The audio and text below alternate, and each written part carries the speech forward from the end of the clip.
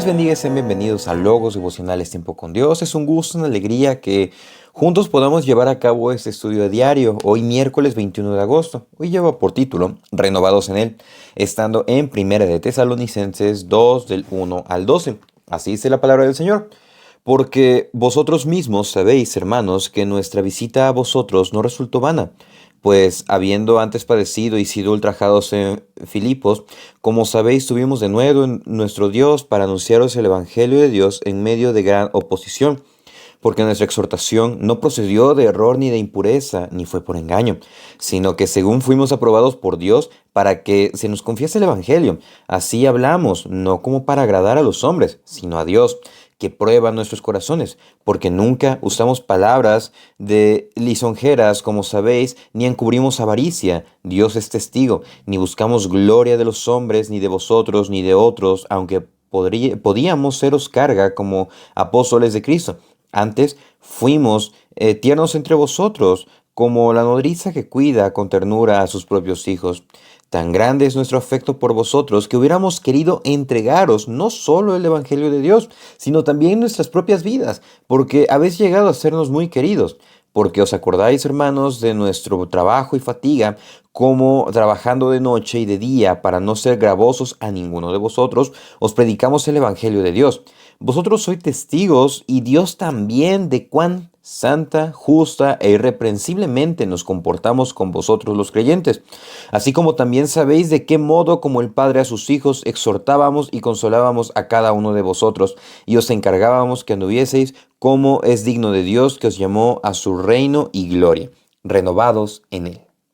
El día de hoy vamos a estar estudiando en la primera parte del capítulo 2 y hay muchas cosas que podemos apreciar. Entonces vamos a entrar en materia. El primer punto, el primer elemento que vamos a estar estudiando es que renovados en él, uno, entregando un anuncio verdadero. Es necesario que nosotros sepamos cómo entregamos una información. Cuando se nos pide entregar un mensaje o que nos piden, apóyame a decirle a tal persona que sucede esto, esto y aquello. Si nosotros llegamos y entregamos un mensaje no apto o em, omitimos alguna información, pues realmente no se cumple con el objetivo, que es realmente comunicar el mensaje. Entonces vemos aquí en el versículo 1 que nos dice, porque ustedes mismos saben, hermanos, que nuestra visita a vosotros no resultó vana. ¿Por qué él empieza de esta manera? Porque recordemos que el apóstol Pablo no había estado mucho tiempo en Tesalónica. Esto debido a que el grupo de judíos se levantó, quería ir en contra de Pablo y nada más agarraron a unos hermanos de la misma congregación. Entonces, a raíz de esto, pues obviamente tuvieron que huir, proteger sus vidas.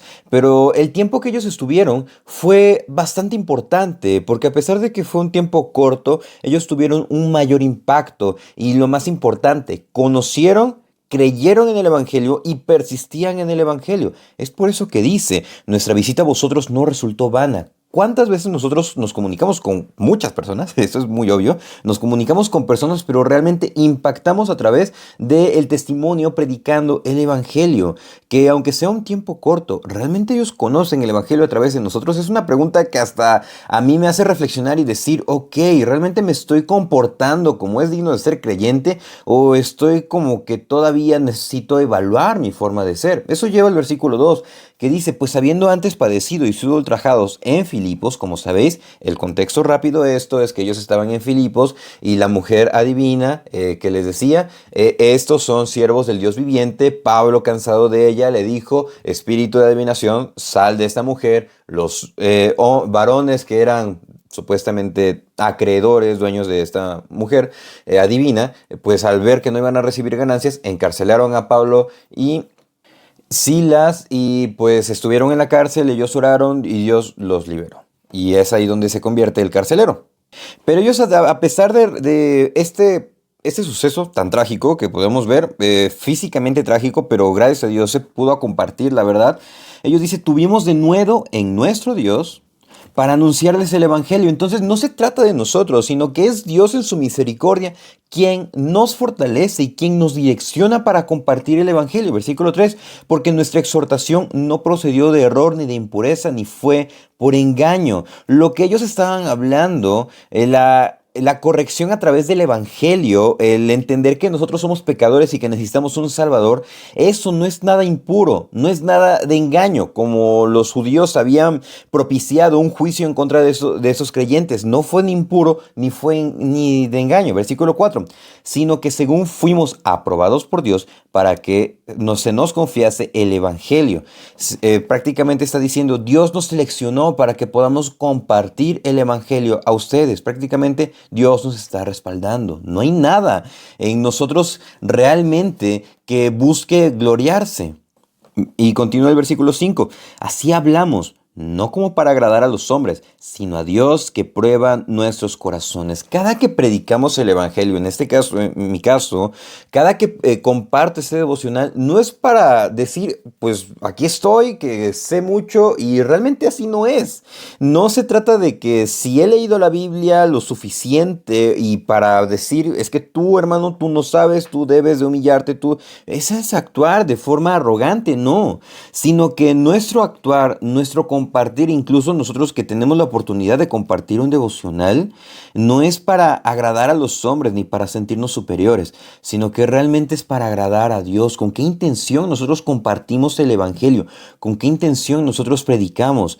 Y es que lo más importante, no podemos aparentar ante todos, pero Dios conoce nuestro corazón, Dios nos examina. Es por eso que hay una gran importancia de predicar la verdad con humildad y también con sinceridad y buscando agradar a Dios. Versículo 5, porque nunca usamos palabras lisonjeras, como sabéis, ni encubrimos avaricia. Dios es testigo. Nosotros no nos comportamos mal, no dimos un mal testimonio, realmente predicamos. En nuestra estancia allí no fue vana. Y Pablo contrasta o se contrasta lo que dice aquí el apóstol Pablo con lo que escribió en 2 Corintios 4:2. Dice, antes bien, renunciamos a lo oculto y vergonzoso, no andando con astucia ni adulterando la palabra de Dios, sino por la manifestación de la verdad, recomendándonos a toda conciencia humana delante de Dios. Dios es nuestro testigo por excelencia.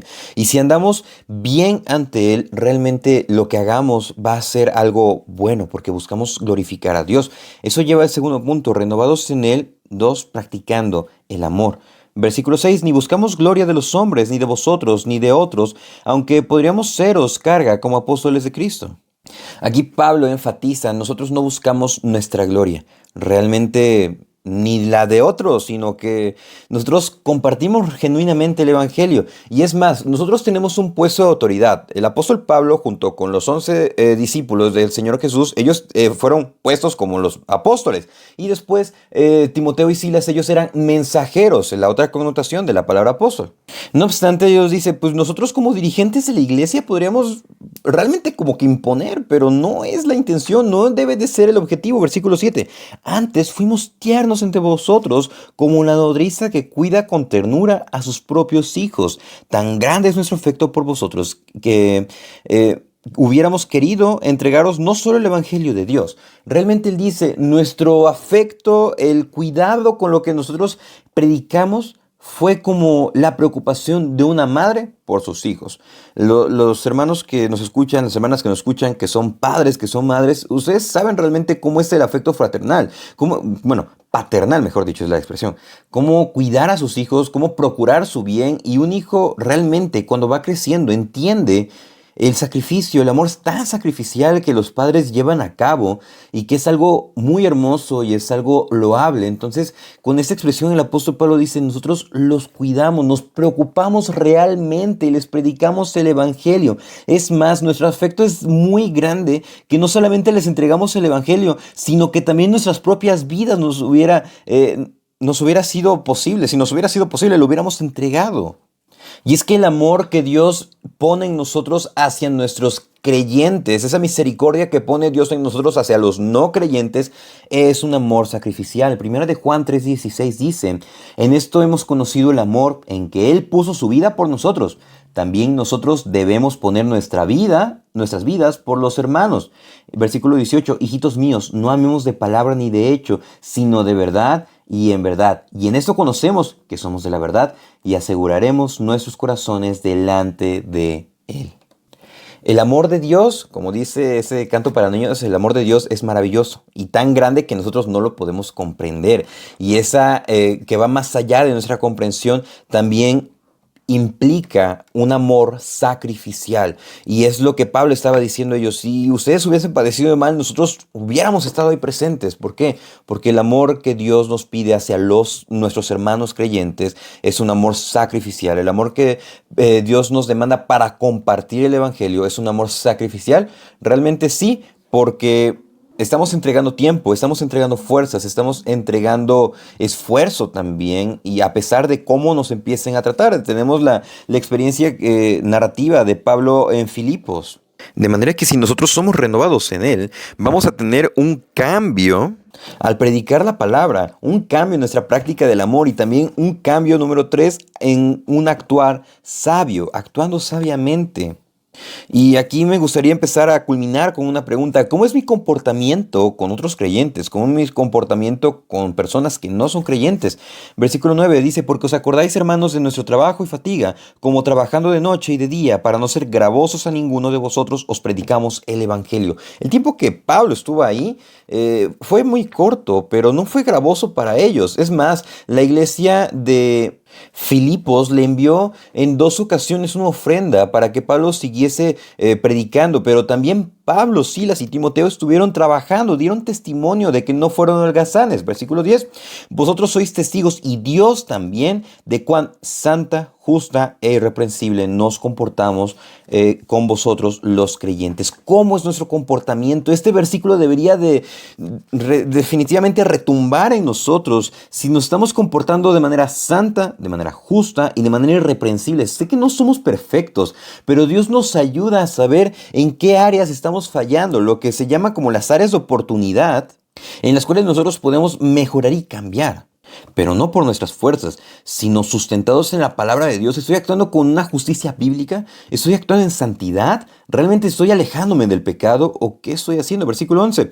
Así como también sabéis de qué modo, como el Padre a sus hijos, exhortábamos y consolábamos a cada uno de vosotros. No solamente se trata de señalar, bueno, de hecho no se trata de señalar, no se trata de decirle, hermano, estás mal, sino también, hermano, mire, estás mal de acuerdo a esto que nos dice la Biblia. Pero también este pasaje nos conforta y nos alienta a seguir adelante. Sobrellevad los unos las cargas de los otros. ¿Por qué? Porque somos miembros de un mismo cuerpo. Versículo 12.